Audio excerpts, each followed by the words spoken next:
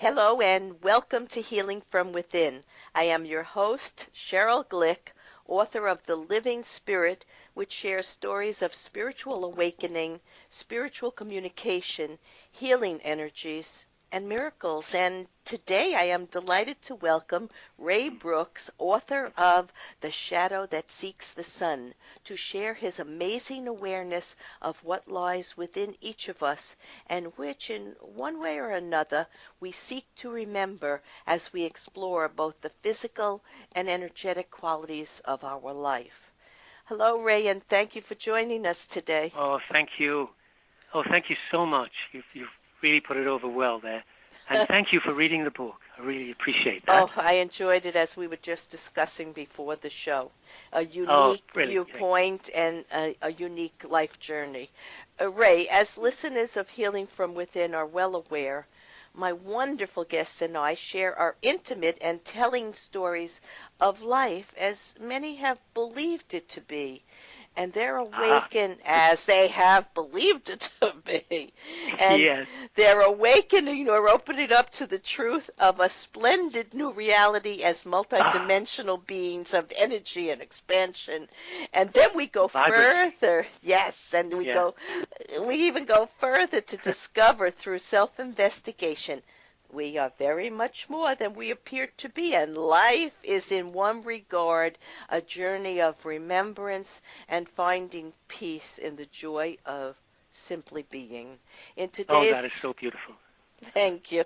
In today's episode of Healing from Within, Ray Brooks, a British author and public speaker on the subject of non-duality, will share his there's a lot of confusion between duality and non-duality. We're going to talk about that. We'll try and put that right.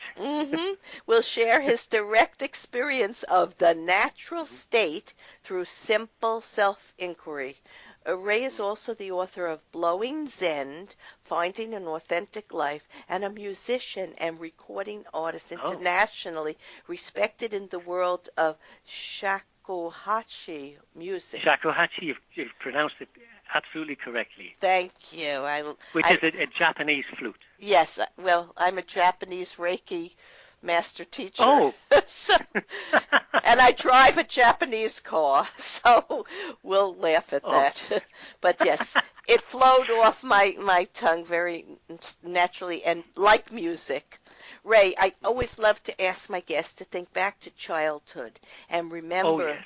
Yeah, we don't do this often enough, but it's a nice thing to do. And remember a person, place, or event that might be meaningful to them and might have signaled to them or the people around them what their life calling or purpose might blossom into. It feels like and seems like within us is a plan or program we are born with and a guide to our future interests and experience. There's definitely something in that. Yes, that's for sure. I was born in England in a place called Newcastle, and I was brought up by my grandmother from when I was born until the age of 16. When I was about 13, maybe younger than that, maybe 10, I started seeing that my grandmother was a bit strange. Remember, in those days, I didn't know anything about Alzheimer's or dementia. Anyway, my poor grandmother developed dementia, and I was brought up by her for 4 years, and she often forgot my name, and we had fun, but it was tough. It was a tough time. I'm sure. And when I was 16, she passed away, and I was taken down to London by my mother, who lived down there. And that's why I'm sitting here now, I guess, because of that one happening. Well, but it was a very, very interesting childhood. I'm sure you developed a great deal of compassion in watching someone you loved who cared for you change in the way she did. I don't know what would have happened how it would have turned out without my grandmother's love. I think we need just maybe one. We're lucky enough to have just one person who loves us in our life. Absolutely. That's all we need. Yeah. That's all we need. And there's so many who don't even have that. There are so many people who don't even have that. But Yeah. that was necessary in your case. It was your destiny. It was your plan. And your grandmother was Oh. exactly the way she needed to Mm. Mm. be a teacher and a guide for you to Oh, yeah. develop. And maybe I just that's, wish I'd been kinder to her.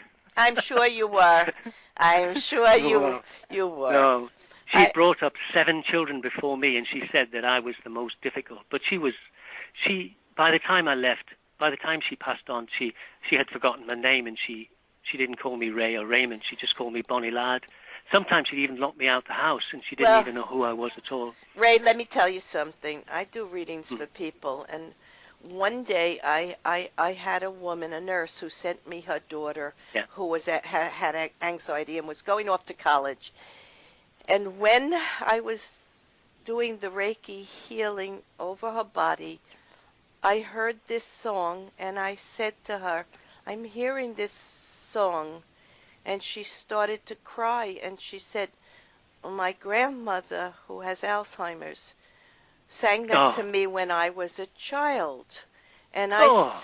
And I said to her, her grandmother was still alive, but she didn't recognize anyone in the family, and they were all so sad.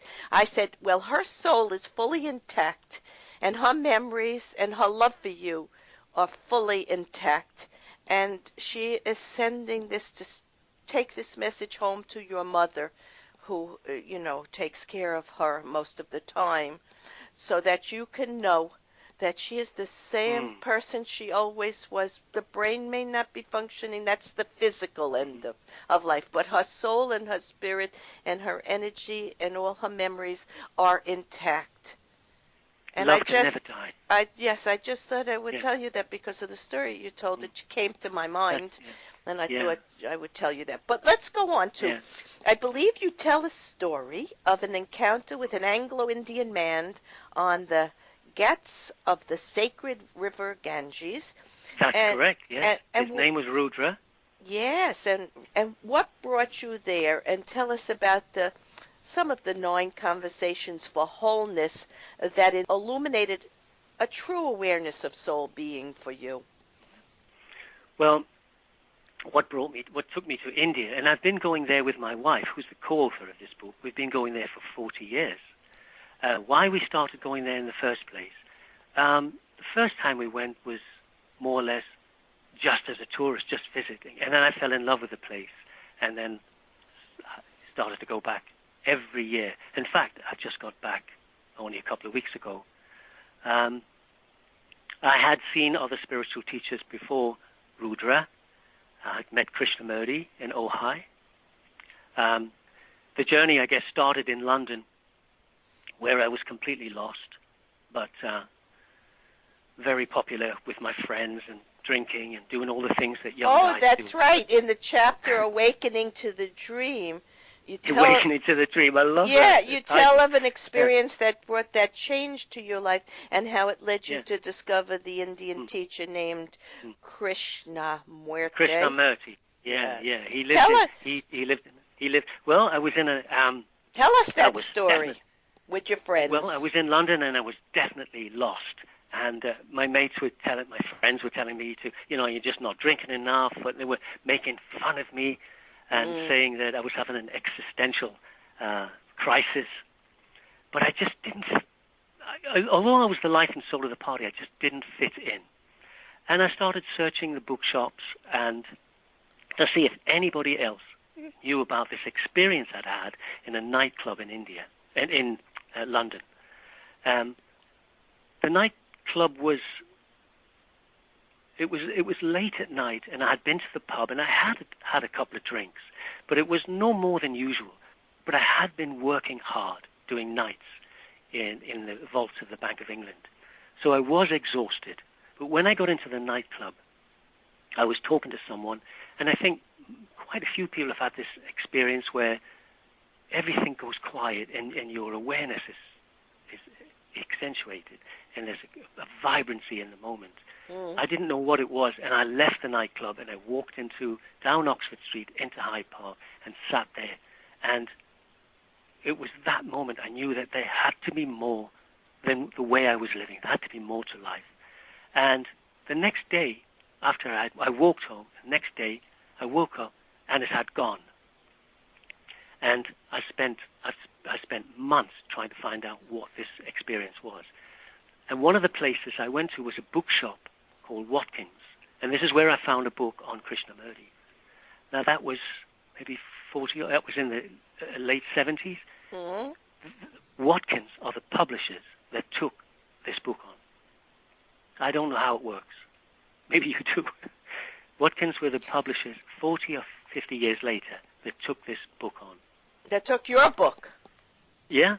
Yeah. And I went in there. That was the place I went in there to find a book, to see what this experience was all about. That's synchronicity. And the name of the club that you had this experience in was called Samantha's. And that's was indeed first granddaughter's name. You see, we're all connected with synchronicity, and nothing is random. Life is an interconnected chain of our remembering ourselves. But you wrote in your book, after having the experience that you had, which was an awakening, which was a connection to your soul energy trying to remind you who you were. Even if it was exhaustion, whatever it was. It doesn't matter how it happens. Yeah. It happens Absolutely. in the way and time and events it's supposed to. But you wrote, they were good at managing their anxiety and fear and definitely did not want anything to upset the status quo. It was as if they were all sleepwalking from hangover to hangover. I was questioning the way I was living.